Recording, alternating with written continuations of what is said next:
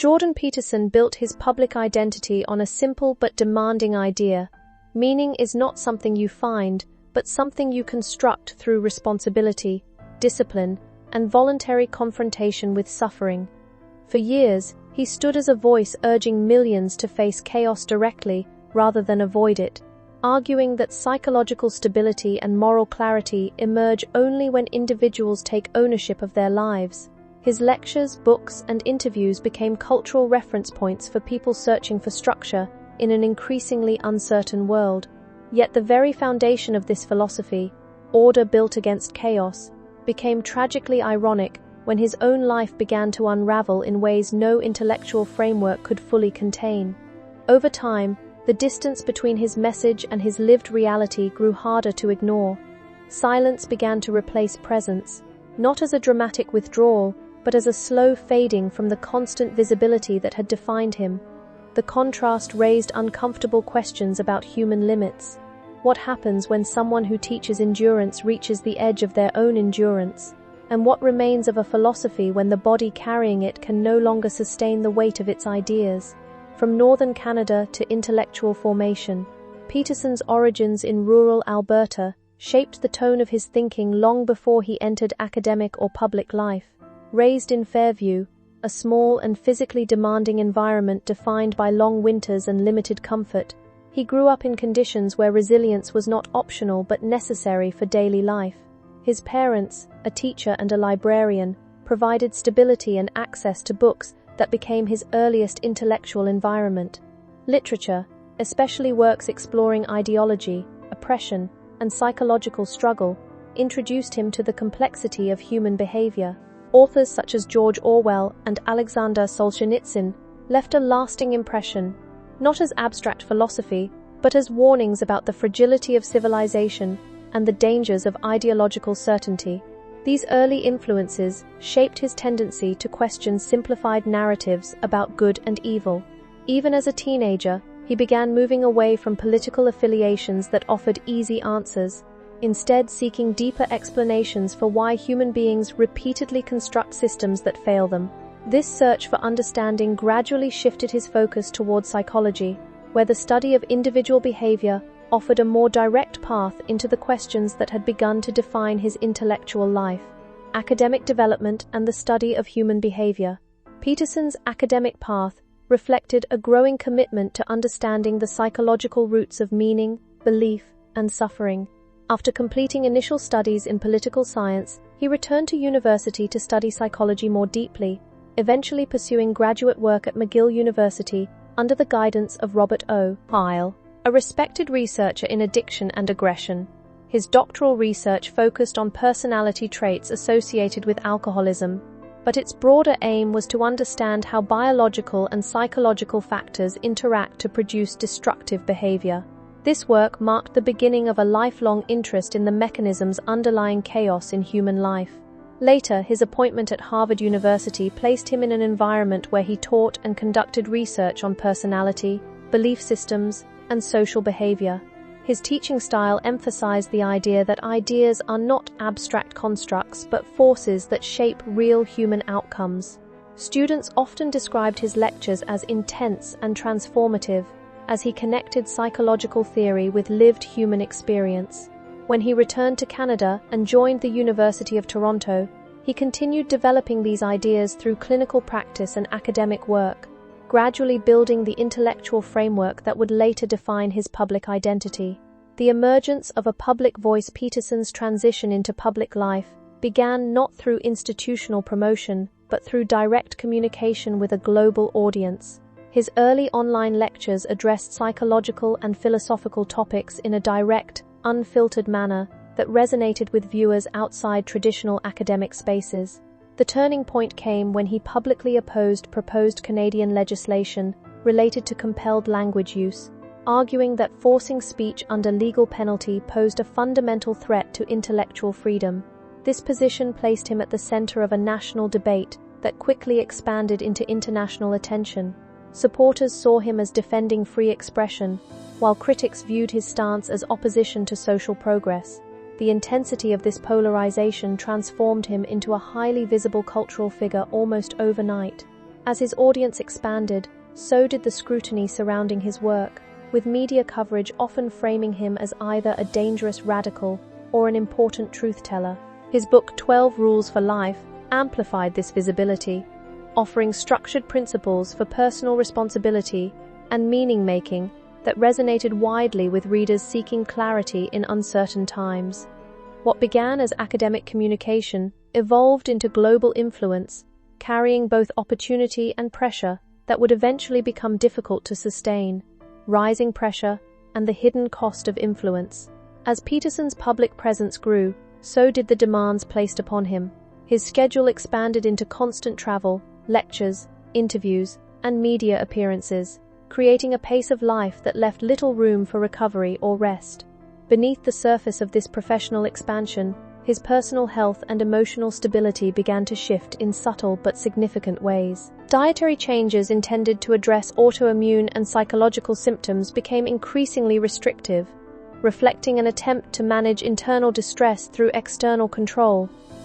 At the same time, his wife faced a serious cancer diagnosis, adding emotional strain to an already demanding period. These overlapping pressures created a situation in which professional success coexisted with private instability. The philosophical ideas he had long taught about carrying responsibility and confronting suffering were no longer abstract concepts but lived realities. However, even deeply held beliefs have limits when confronted with sustained physiological and psychological stress. The growing gap between intellectual strength and physical vulnerability became more apparent over time, though it remained largely invisible to the public, who continued to engage with his ideas primarily through lectures and books. Medical breakdown and the limits of control. The turning point in Peterson's health came through a combination of medication dependency, physiological stress, and psychological overload. Initially prescribed medication for anxiety-related symptoms, he developed increasing sensitivity and dependence over time. Attempts to discontinue usage resulted in severe withdrawal effects that profoundly affected his neurological stability.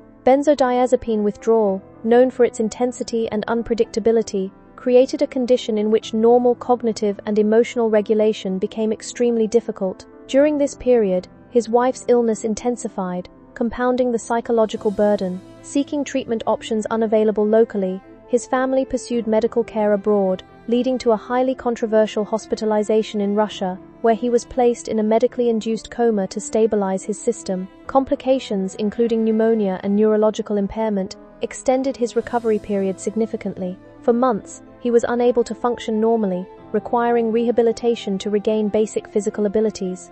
This phase marked a collapse not only of health but of the assumption that intellectual discipline alone can regulate biological systems, revealing the boundaries between psychological understanding and physical reality.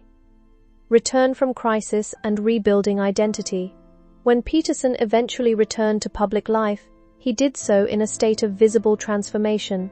His physical condition, speech patterns, and overall demeanor reflected the intensity of his medical ordeal. Although he resumed professional activity, it was clear that his relationship with work and identity had fundamentally changed. The experience of prolonged illness and recovery forced a re-evaluation of priorities, including a shift away from traditional academic structures toward more flexible forms of engagement. During this period, his wife's health also stabilized after a difficult and uncertain battle, introducing a complex emotional landscape of relief and fragility. His work began to reflect a more nuanced understanding of vulnerability, balancing earlier themes of discipline and order with a deeper recognition of limitation and unpredictability. Rather than returning to his previous role unchanged, he adapted to a new framework in which survival itself became a central theme. This phase represented not restoration of a former identity, but the construction of a new one, shaped by physical reality rather than purely intellectual ambition. The return of crisis. Through environmental collapse. Years after his initial recovery, Peterson faced another severe health crisis, triggered by environmental exposure during a family-related home cleanup. Exposure to mold in a poorly ventilated environment led to a cascading immune response, diagnosed as chronic inflammatory response syndrome. This condition escalated rapidly, producing systemic inflammation that affected multiple organ systems. What began as fatigue and respiratory distress developed into pneumonia and then sepsis, requiring emergency hospitalization and intensive care. During this period, communication with his family became extremely limited, and his condition was described as life-threatening. The neurological impact of the illness further complicated recovery, affecting motor control and cognitive stability. This crisis highlighted a different dimension of vulnerability, not psychological collapse or medication dependence, but environmental and biological susceptibility to factors outside conscious control.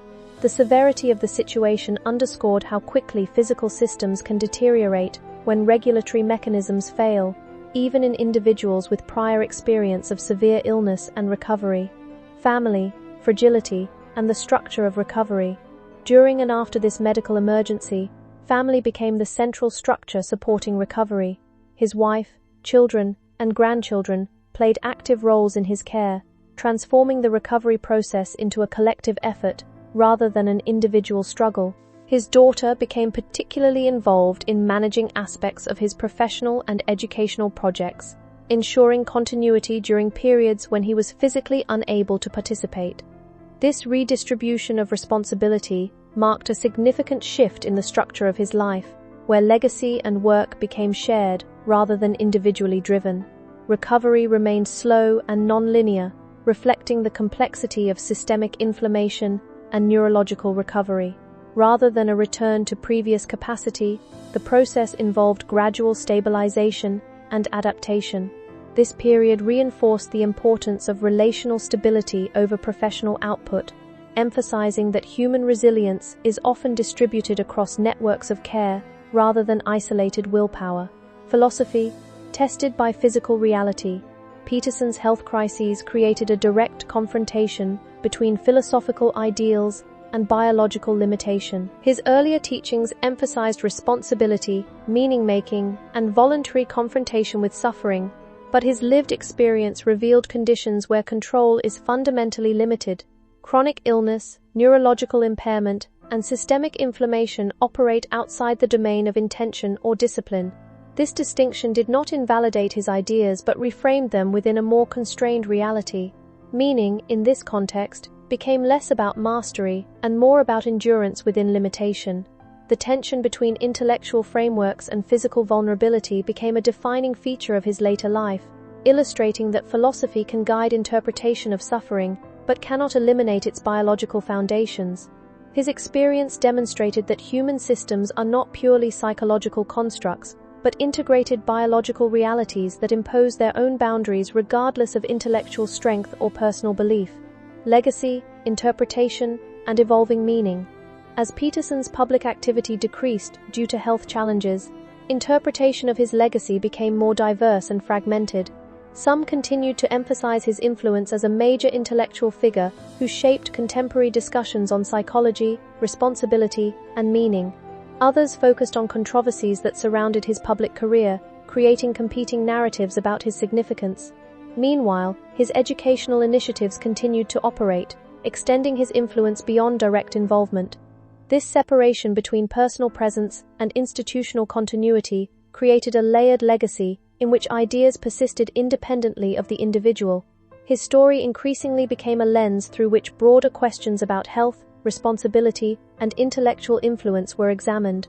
The contrast between public perception and private reality added complexity to how his contributions are understood, highlighting the difficulty of separating intellectual work from the human conditions in which it is produced. Conclusion. In the quiet space. After collapse, Jordan Peterson's story ultimately reflects the intersection of ideas and biology, where philosophical systems meet the limits of the human body. His life demonstrates both the power of structured meaning and the fragility of the organism required to sustain it. Across decades of academic work, public engagement, medical crisis, and recovery, his trajectory has been shaped as much by physical reality as by intellectual ambition. What remains is not a single narrative of success or failure, but an ongoing process of adaptation within constraints that no philosophy can fully remove. His experience underscores a fundamental truth, that meaning is not a defense against suffering, but a way of orienting oneself within it. In the end, his journey does not conclude with resolution, but with continuity, reflecting the ongoing human task of living within limits that are constantly discovered rather than chosen.